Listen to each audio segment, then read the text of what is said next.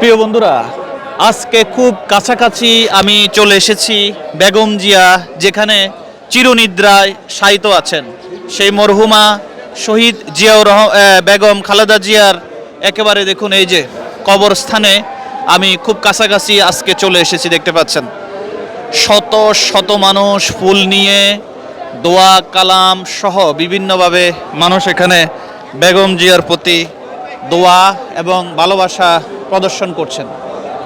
এই যে দেখেন এখানেই যে বড় স্থানটা দেখতে পাচ্ছেন, এটা হলো শহীদ প্রেসিডেন্ট জিয়াউর রহমানের কবর। আর পাশেই যদি আমি আপনাদেরকে দেখাই, এই যে পাশে যে ছোট্ট যে কবরটি, সেটি হলো মরহুমা বেগম খালেদা জিয়ার যে কবর। একটু দেখি কাইন্ডলি, এই যে ছোট্ট এই পাশের যে অংশটুকু, এখানে বেগম খালেদা জিয়া চিরনিদ্রায় শুয়ে আছেন। আসসালামু আলাইকুম ইয়া হালাল কবর। বন্ধুরা দেখতে পাচ্ছেন ওনার জন্য দোয়া করতেছেন শত শত মানুষ। কবরে এসে সূরা ফাতিহা, সূরা ইখলাস পড়তেছেন এই বেগম খালেদা জিয়ার এই জায়গায় এসে।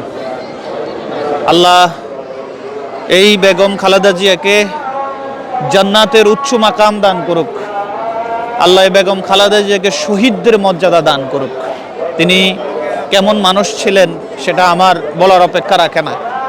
আমরা দেখতে পাচ্ছি এখানে অলরেডি কোরআন তালাওয়াত চলতেছে।